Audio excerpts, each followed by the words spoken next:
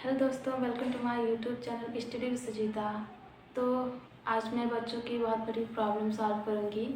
Maximum बच्चों का ये क्वेश्चन रहता है, काफ़ी बच्चे इसमें कंफ्यूज रहते हैं कि उन्हें कोर्स का नाम तो पता होता है बट उन्हें चीज़ें क्लियर नहीं होती कि कौन से कोर्स के लिए उन्हें कौन सा एंट्रेंस एग्ज़ाम देना है और एंट्रेंस एग्ज़ाम कब आता है और कौन से एंट्रेंस एग्ज़ाम देने से कौन कौन से कोर्स के लिए वो अप्लाई कर सकते हैं। तो वो सारी चीज़ें मैं आपको बताऊंगी, जैसे सब्जेक्ट्स कौन से आते हैं, उसमें टोटल मार्क्स कितना आता है और जितने भी सब्जेक्ट होते हैं उनके अलग अलग मार्क्स कितने डिवाइडेड होते हैं और कट ऑफ कितनी जाती है, फॉर्म कब आता है, कब से कब तक वो फॉर्म डाल सकते हैं, उसमें क्या क्या पढ़ना पड़ता है और कहाँ से आप पढ़ सकते हो, ठीक है, और एग्ज़ाम पैटर्न क्या होता है। तो आज इस वीडियो में मैं ये सारी चीज़ें आपको क्लियर करूँगी, ठीक है।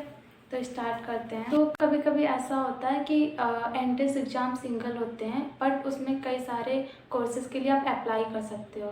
जैसे पैरामेडिकल कोर्सेज़ के लिए आप अप्लाई कर सकते हो। एक एग्ज़ाम एंट्रेंस एग्ज़ाम होता है CPET, common paramedical entrance test.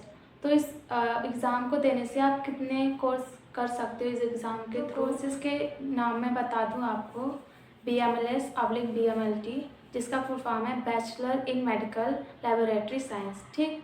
इसके बाद आप बैचलर ऑफ ऑप्टोमेट्री कर सकते हो, BSc ऑपरेशन थिएटर टेक्नोलॉजी यानी OT टेक्नोलॉजी, ठीक है।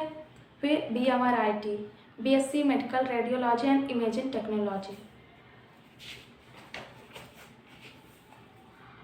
BASLP bachelor in audiology and speech language pathology, ठीक।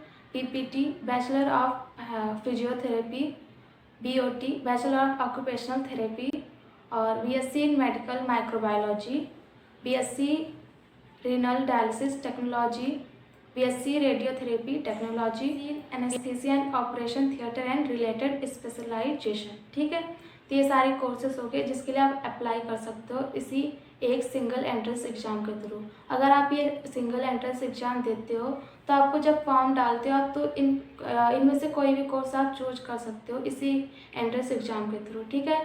तो काफ़ी बच्चे ये पूछते हैं कि मैम हम इस कोर्स के थ्रू क्या हम MLB पैरामेडिकल ट्रेनिंग कॉलेज में आ सकते हैं। तो मैं आपको बता दूं कि यहाँ पे BMLS/BMLT के बच्चे हैं, BMRIT के बच्चे हैं, BPT के बच्चे हैं और डिप्लोमा इन डायलिसिस के बच्चे हैं, ठीक है।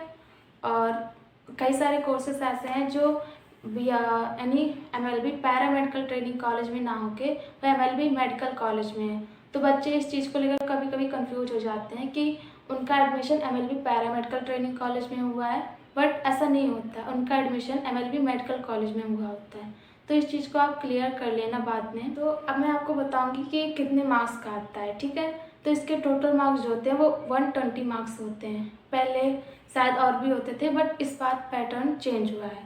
तो इसमें 120 मार्क्स के आते हैं और इसका जो सब्जेक्ट है वो है बायोलॉजी, फिजिक्स, केमिस्ट्री यानी PCB और इसके साथ ही GK एंड इंग्लिश। तो आपके जो बायोलॉजी होती है वो 30 मार्क्स की आती है, फिजिक्स जो होती है वो भी 30 मार्क्स की आती है और केमिस्ट्री भी आपकी 30 मार्क्स की होती है और जो 30 मार्क्स रिमेनिंग है वो आपके GK एंड इंग्लिश में आ जाते हैं, ठीक है। और इसके बाद ही जो कट ऑफ गया है मैक्सिमम, इस बार के बच्चों से पता चला है कुछ, जैसे 95 मार्क्स मैक्सिमम शायद कट ऑफ गया है और इसके साथ ही मैक्सिमम तो और भी हो सकते हैं बट कट ऑफ 95 क्या है। और इसके एग्ज़ाम पैटर्न की बात करें तो इसका जो एग्ज़ाम होता है इसमें केवल MCQ क्वेश्चन आते हैं, थ्योरी नहीं आती है। तो आपको केवल MCQ के लिए तैयार करना पड़ेगा। और मैं आपको बता दूं, अगर आपने 11th और 12th अच्छे से पढ़ा है तो ये एंट्रेंस एग्ज़ाम आपका आसानी से क्लियर हो जाएगा। और जैसे NCERT की फिजिक्स, केमिस्ट्री, बायोलॉजी है, तो आप अगर उसे मतलब अच्छे से आपने पढ़ा है 11th-12th में तो आपका ये एंट्रेंस एग्ज़ाम आसानी से निकल जाएगा।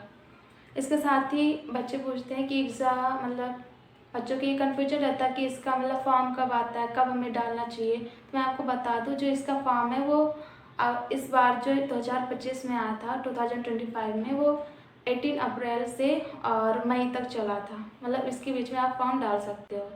तो मे भी जो अगले साल 2026 में आएगा वो भी शायद 18 अप्रैल के बाद आए और मई तक रहेगा, 24 मई शायद, ठीक है। आगे पीछे भी हो सकता है बट इतना अनुमान लगा के हम बता सकते हैं। आई होप आपको ये नॉलेज अच्छी लगी होगी। अगर आपका कोई भी क्वेश्चन है तो आप कमेंट से पूछ सकते हैं, ठीक है। Thank you.